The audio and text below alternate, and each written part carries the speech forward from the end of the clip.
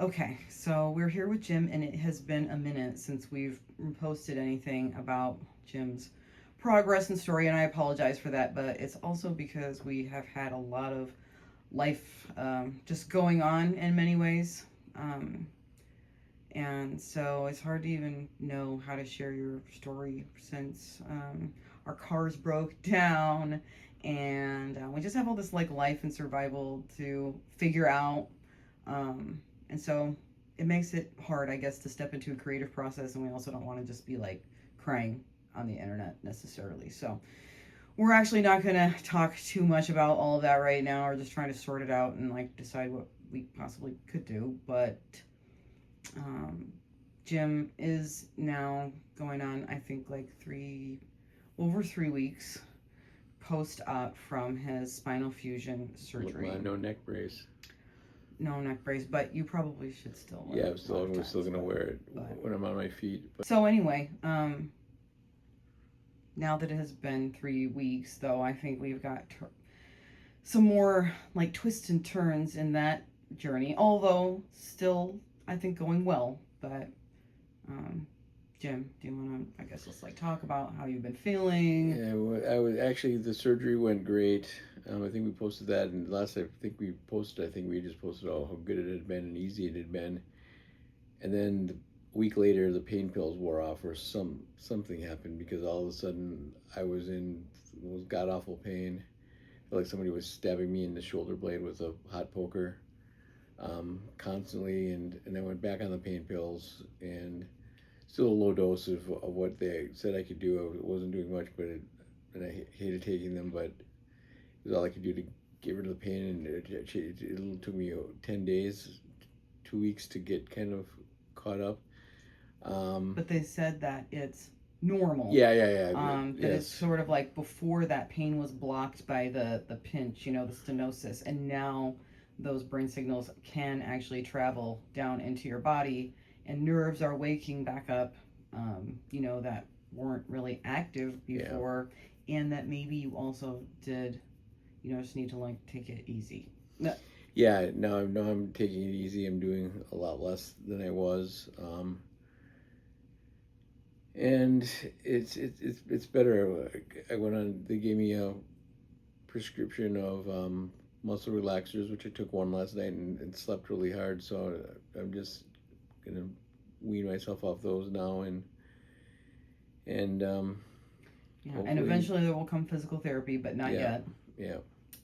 Can't go back to work or start physical therapy until after the next appointment, which was it'll be another month or so probably, and then I'll start hopefully Parkinson's therapy then also the exercise program, whatever and the therapy, and the physical therapy for Parkinson's, and also if possible we have the opportunity through the YMCA to have Jim join a Parkinson's specific exercise program and like a social meetup as well. So cross our fingers that happens somewhat down the road. And anything else you want to talk about, just about your like where you are in your recovery, how you feel? No, I think you covered everything. We'll cover more in the next few weeks as it gets further along. Do you feel any different? Like, do you feel like you're sitting up straighter? Do you feel like maybe slightly? I don't really. I don't know.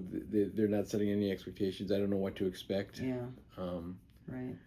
I don't know. I feel like I'm standing a little straighter, getting rid of the buffalo bag or whatever it's called. The buffalo bag. I like that better. But they did say that you were very fortunate that you didn't have a problem sleeping. Yeah. That a lot of people do, and that for you that was actually like your most comfortable time. Sleeping is the one thing that I've not had any pain sleeping at all. So a lot of cracks and kerfuffle from moving around, but when from wearing a brace all day. But the pain is very little. Although I usually, if I take something, I try to take it at night to help me sleep. It seems like it's kind of good days and bad days. Yeah. All that, but. Yeah. But you have a lot of people calling you and checking in on you, though, so that is very nice, and we're very, thankful for that. And also, we know there are a lot of other people going through things out there in the world right now. Sometimes it does feel crazy to be putting a focus on this when we see everything else that people Yeah. are going through, and sometimes we're reminded even of how fortunate we are.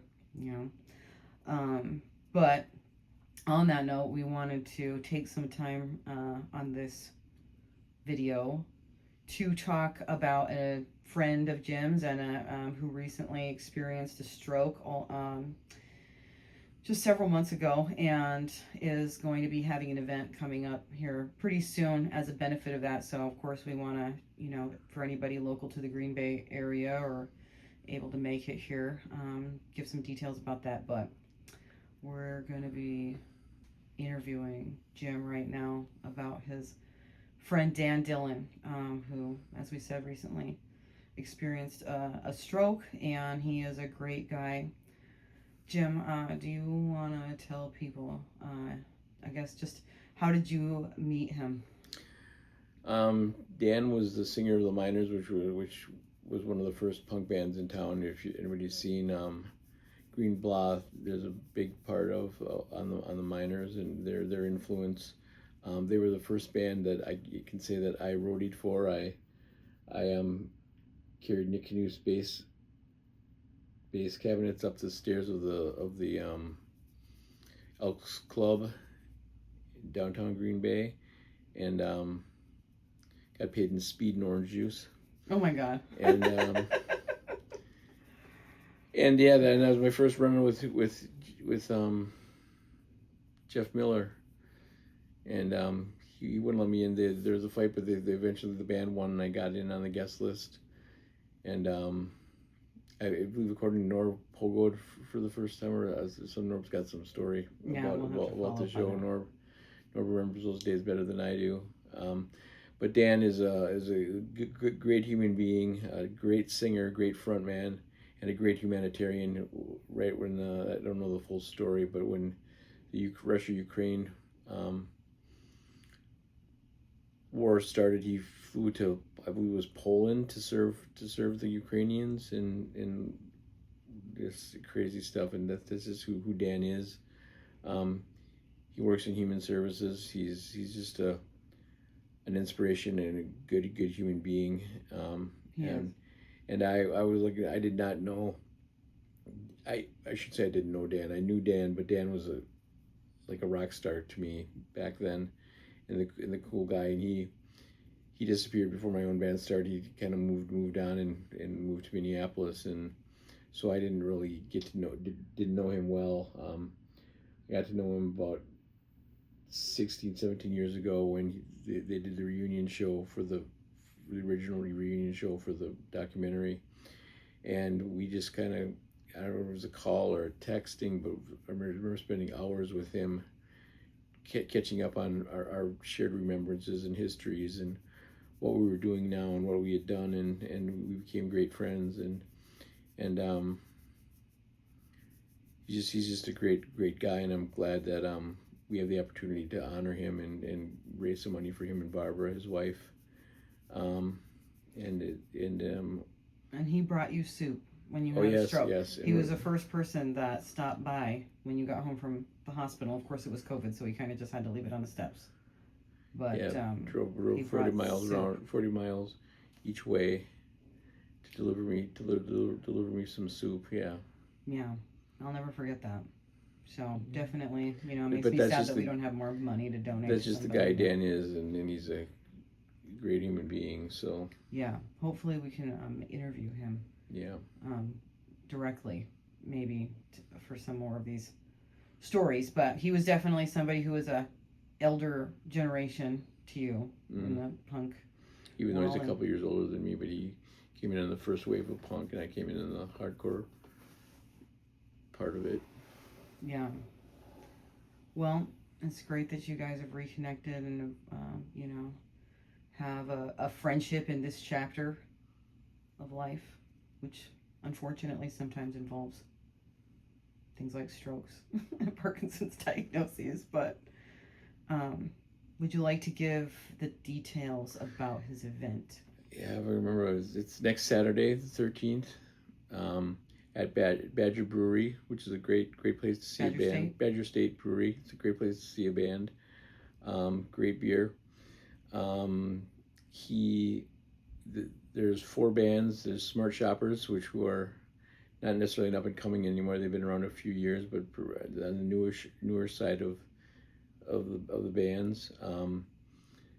Rebel Waltz, who are a great pop band from the Fox River Valley, who are old friends of mine. I've known them for 30-40 years. Great guys. Boris the Sprinkler, who of course everyone knows, probably the most famous punk band to come out of Green Bay, and they're reuniting again. Got together to play the show. And last but not least, Fun with Adams, who were a hugely influenced college rock band, who were playing when we were kids. They were already playing in bars as Fun with Adams, and just a great band. And I always love seeing them. They're one of my all-time guilty pleasure bands that I really love to hear them play. And are also really great guys. Yeah, and also great human beings, and great guys to be around. So I'm really looking forward to. It's a great mix of bands, and I'm really looking forward to seeing everyone. There's already a lot of people confirmed to come in. There'll be a lot of raffles and other fundraising stuff. You can it's $20 at the door. There's an ATM on site. There's going to be a lot of stuff to buy and give money for, and take some stuff home, and a lot of great 4 bands and great music, and a lot of friends. For anybody who was part of the Green Bay punk rock scene at any point, not that that's at all that it's restricted to, but I noticed in just checking who was set to come to the show. There's a lot of people from out of town that are planning on coming in, so hopefully they actually make it. That'd be great to see them, but it looks like it's going to be another reunion show. It'll be great. Yeah. Okay. Well, I suppose that we can end it there, right? Right. Maybe you'll be able to talk to some people at Dan's benefit show. All right. Say goodbye. Bye.